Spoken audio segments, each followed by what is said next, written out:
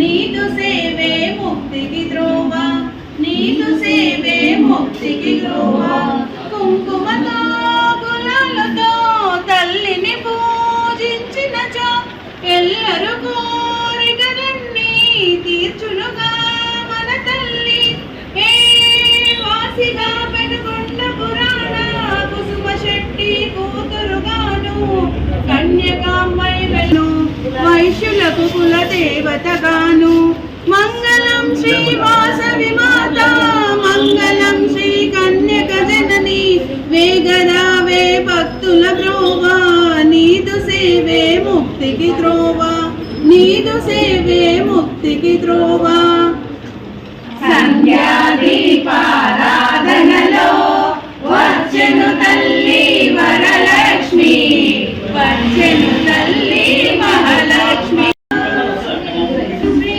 కన్యక జనని వేగరావే భక్తుల బ్రోవా నీదు సేవే ముక్తికి ద్రోవా నీదు సేవే ముక్తికి ద్రోవా కుంకుమతో గులాలతో తల్లిని పూజించినచో ఎల్లరు కోరికలన్నీ తీర్చులుగా మన తల్లి ఏ వాసిగా పెనుగొండ పురాణ కుసుమ శెట్టి కూతురుగాను కన్యకాంబై వెను వైశ్యులకు కుల దేవతగాను మంగళం శ్రీ వాసవి మాత మంగళం శ్రీ కన్యక జనని వేగరావే భక్తుల బ్రోవా నీదు సేవే ముక్తికి ద్రోవా నీదు సేవే ముక్తికి ద్రోవా సంధ్యాదీపారాధనలో వచ్చెను తల్లి వరలక్ష్మి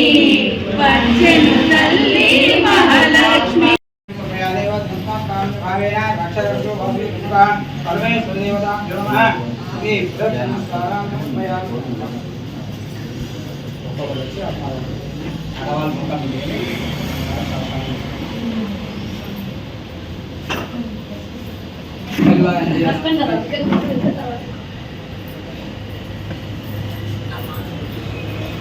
సాష్టాంగ నమస్కారం.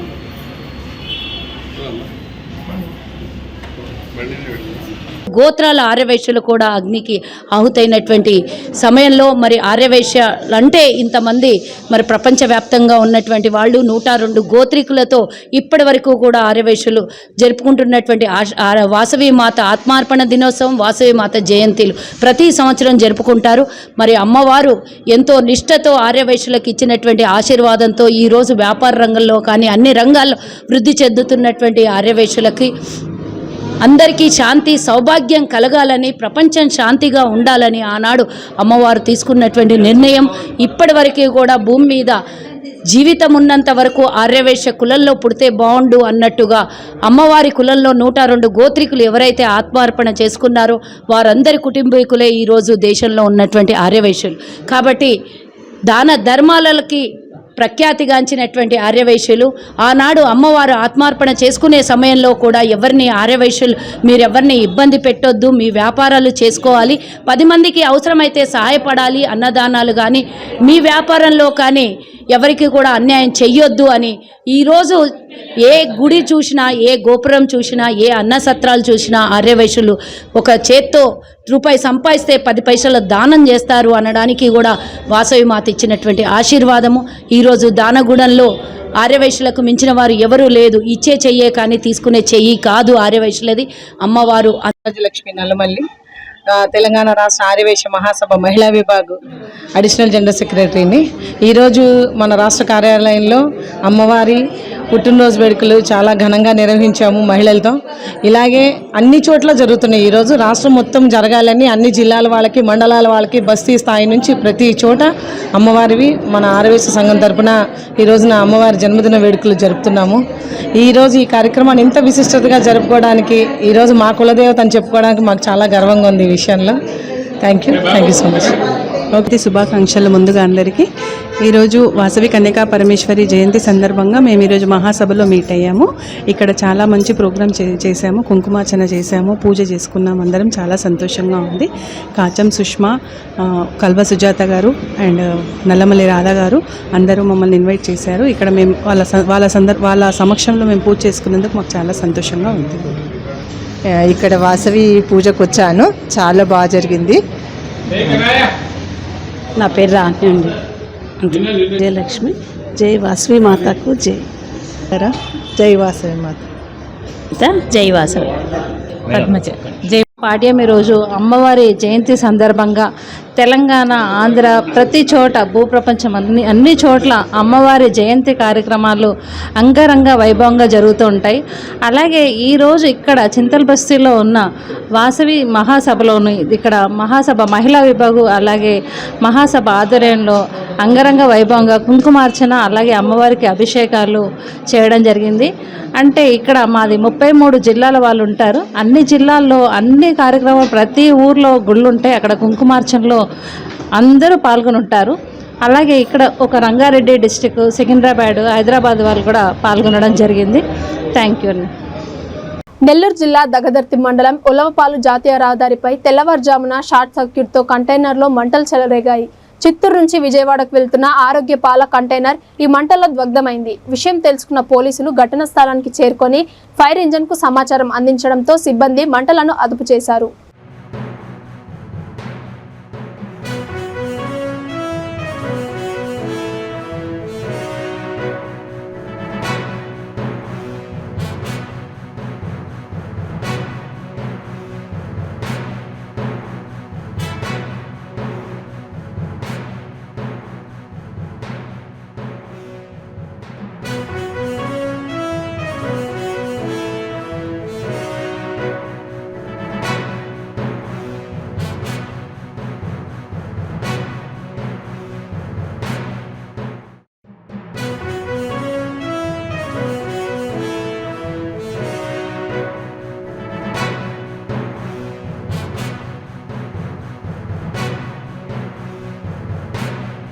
భద్రాద్రి కొత్తగూడెం జిల్లా రుద్రంపూర్ వద్ద లారీ ఢీకొని భద్రాచలం గుంటూరు బస్సు బోల్తా పడింది. ప్రమాదం సమయంలో బస్సులో 51 మంది ప్రయాణికులు ఉన్నారు. క్షతగాత్రులను కొత్తగూడెం ప్రభుత్వ వైద్య కళాశాల ఆసుపత్రికి తరలించారు.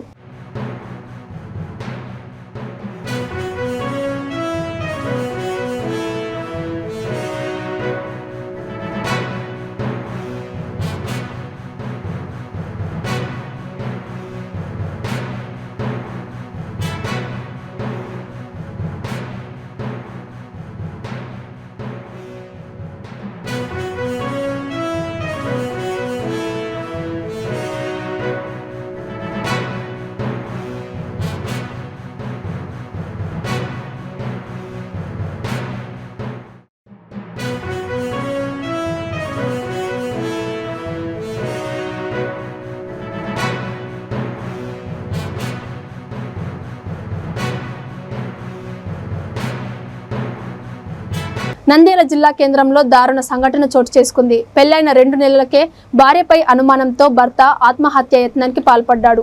వివరాల్లోకి వెళ్తే పట్టణంలోని గోపాల్ నగర్లో నివాసం ఉండే మౌలాలి కౌసర్ దంపతుల కుమార్తె సానియాకు అదే వీధికి చెందిన కరీంతో వివాహమైంది.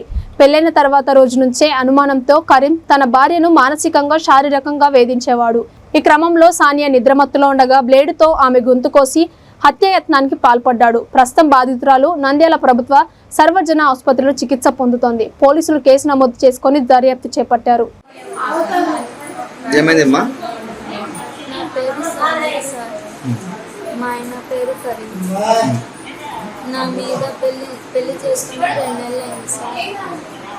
పెళ్లి చేసుకున్నప్పటి నుంచి టార్చర్ చేస్తుంటే నేను మా అమ్మ కాడికి వచ్చింటే అనుమానపడి గొంతుకు వచ్చింది.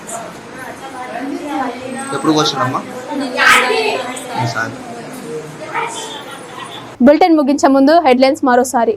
కొన్ని మీడియా సంస్థలపై ఆంక్షలు విధించడం ఎంతవరకు కరెక్ట్? సీఎం కేసీఆర్ ను ప్రశ్నించిన కేంద్ర మంత్రి కిషన్ రెడ్డి.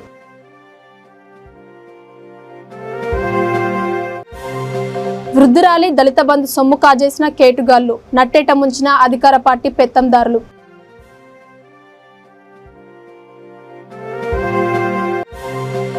గోకవరంలో శ్రీ వాసవి కన్యక పరమేశ్వరి అమ్మవారి జయంతి వేడుకలు.